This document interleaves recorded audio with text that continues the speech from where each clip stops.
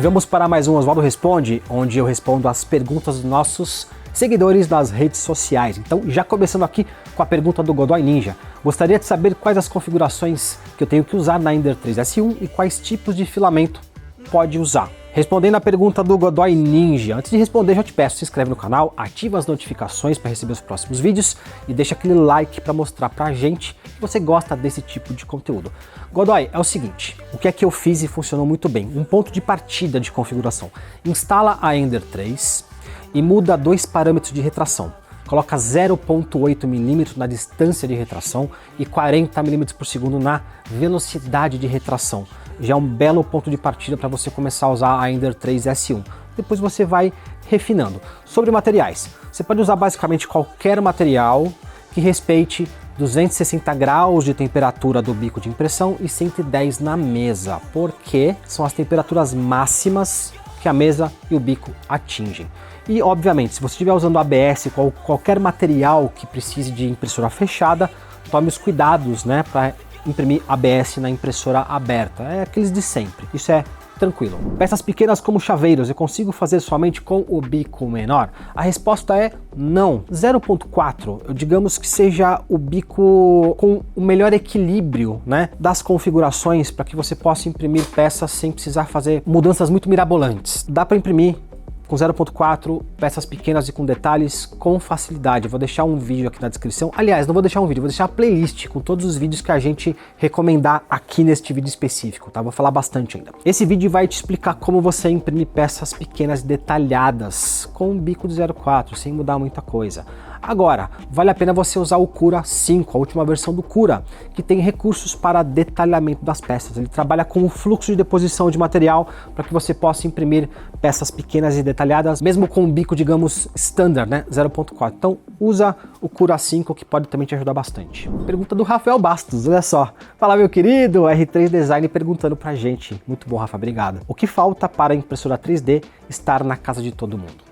Eu enxergo três barreiras que precisam ser transpostas. Primeira barreira do preço, a gente conseguiu. É um gadget que você consegue ter na sua casa por R$ 1.300. Não dá para falar que tá caro. E caro e barato são prioridades, né? Então se você achar R$ 1.300 caro é porque você tem outras prioridades para gastar R$ 1.300. Segunda barreira para a gente vencer, facilidade de uso. Ainda a impressão 3D é o simples que não é fácil. O processo em si é simples, mas não é fácil aprender. Ao passo que as impressoras forem ficando mais fáceis, mais plug and play possível, isso também vai ajudar na adoção da tecnologia. E o terceiro ponto, ainda falta um que eu chamo de killer application. É uma aplicação que fomenta a adoção de uma tecnologia. Impressão 3D ainda está nos early adopters, né? São os primeiros, os pioneiros a usar a tecnologia. Quando a gente tiver uma aplicação que todo mundo precise, uma necessidade que todo mundo precise, aí sim as impressoras começarão a aparecer nas casas. Eu acredito que educação pode ser o grande vetor para colocar uma máquina em cada residência. Se as escolas começarem a ensinar a mentalidade maker, impressão 3D e outras tecnologias de fabricação digital, as crianças serão os influenciadores dos pais para que eles tenham máquinas em casa.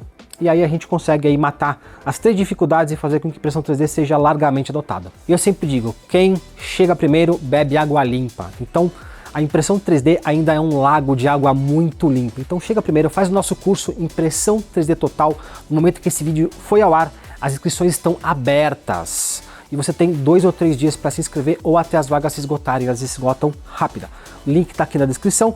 Se as inscrições já estiverem fechadas, tem a lista de espera para você entrar para a próxima turma. E quem é aluno 3D Print Academy, além de ser um dos melhores profissionais de impressão 3D do Brasil, também tem descontos exclusivos para comprar filamentos e impressoras com desconto dos nossos parceiros. Vem com a gente que você vai gostar do curso. As perguntas 4 e 5 agora tem a ver com resistência da peça. Ele está perguntando, consigo fazer impressão com diferentes níveis de resistência na peça? Seria o em-fio? Onde? Primeiro ponto importante para você entender, Cláudio, você tem que usar em-fio em conjunto com o número de perímetros da peça.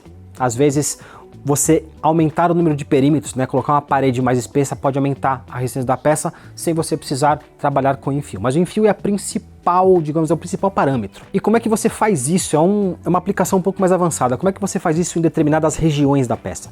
Você usa os modificadores.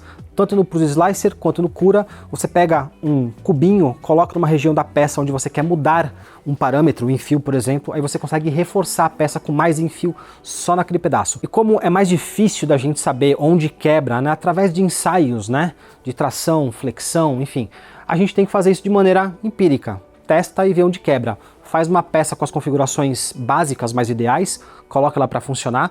Onde quebrou, você vai lá e reforça com os modificadores. É a melhor forma de você ter peças reforçadas e com configurações diferentes nas diferentes regiões dela.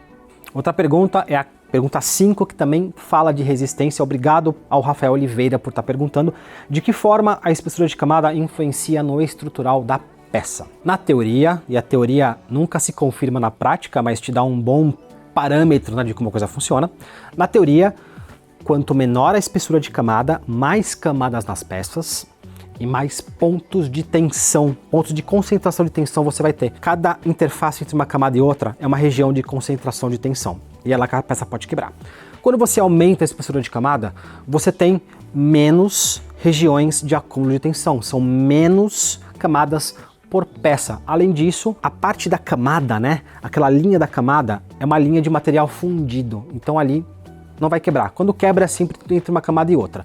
Mas o que é importante, você tem que usar a espessura de camada em combinação com a temperatura, porque a temperatura ela ajuda na fusão de uma camada na outra e também na direção da camada em relação à direção que você vai aplicar a força na peça.